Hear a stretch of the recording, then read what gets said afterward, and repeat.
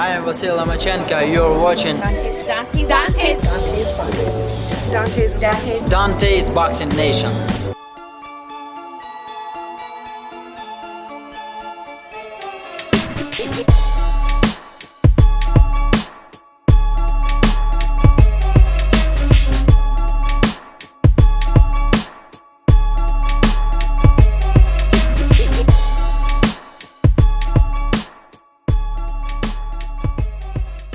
Dante's Boxing Nation, what's going on, guys? So Mikey Garcia is training extremely hard. He's taking this challenge as serious as possible, as you would expect him to do. He just recently said that Errol Spence is going to get the best out of him. And I truly believe Mikey Garcia. He hired Victor Conti to help him build muscle and increase strength, which a lot of fighters have started doing recently. And this is what Mikey Garcia had to say about Errol Spence. I want to be recognized as one of the greatest and the best in this generation. How can I achieve that if I do not take these risks? That's why I'm taking the biggest fight available. I'm excited for what's coming in a few weeks. This is the fight that I really wanted, and it is, in short, the biggest challenge of my career. Fighting with the best welterweight in the division is not an easy task. Errol Spence is going to get the best out of me. It's something that is very special. I never thought I would be boxing in the middle of this arena. But this fight deserves a special place like this. We are two undefeated world champions that deserve a home like this. This fight is bigger than any other at this moment. End quote. And I guess I would have to agree with Mikey. This fight is pretty much the biggest fight of the year. The only fight as big as this one is probably Canelo versus Danny Jacobs. But this fight was signed first. So I told you guys before that fight was announced that this fight was the biggest fight for 2019. You know, guys, by way of contrast, Canelo, he had called out Floyd Mayweather for 2 years. Just like Mikey Garcia, he's been calling out Errol Spence for quite some time. But when it comes to Canelo, I never thought Canelo had a chance against Floyd Mayweather. And as I always say, even if the roles were reversed, where it was Floyd Mayweather that was 23, and it was Canelo Alvarez that was in Mayweather's shoes, and he was close to 40.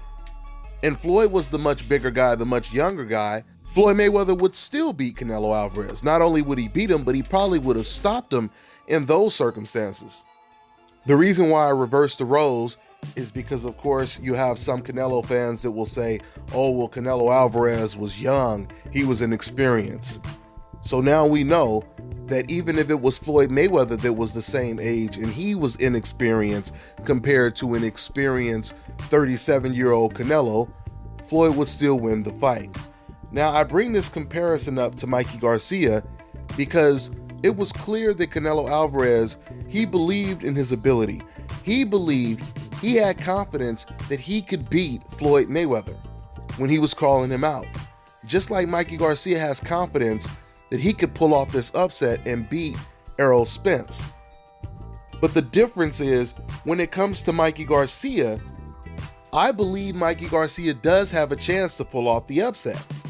Now, I'm still picking Errol Spence to win this fight, but I believe this is going to be one of Errol Spence's toughest fights, especially in the first 6 rounds. I'm not buying into the Mikey Garcia is way smaller than Errol Spence, because he's not. Mikey Garcia, he's fought at 140. He always spars with much, much bigger guys.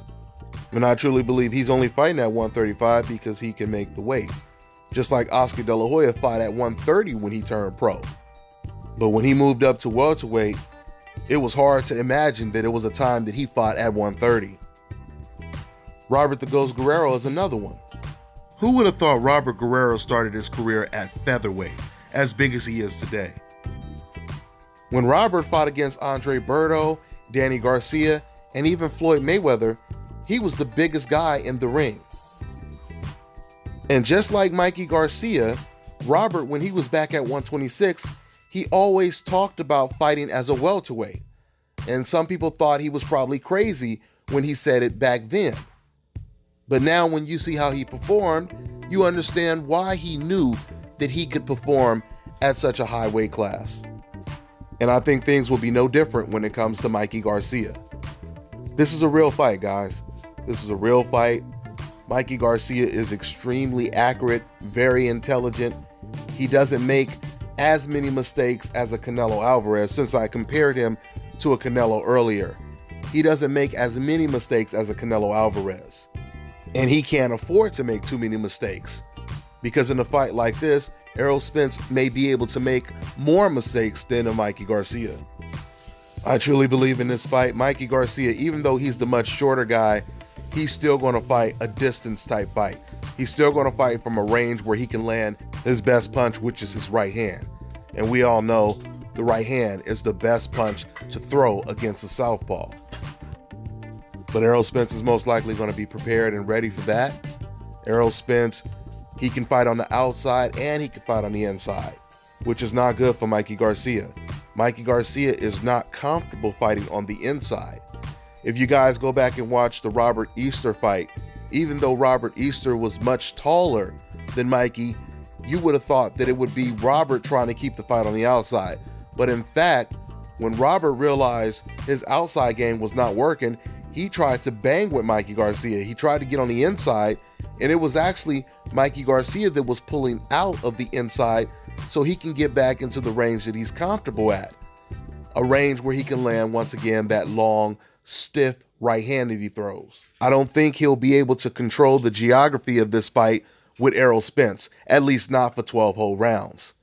He's going to move around in the ring a lot, I believe Mikey will, but that's not easy to do when someone is pressuring you for 12 rounds, especially when it's effective pressure, which I believe it will be when it comes to Errol Spence. But we'll see, guys. We'll see March 16th. Once again, this is a fight you don't want to miss. I'll be talking more about this fight. I'm about to drop some more videos. That's all I got for now, guys. I'm on to the next one.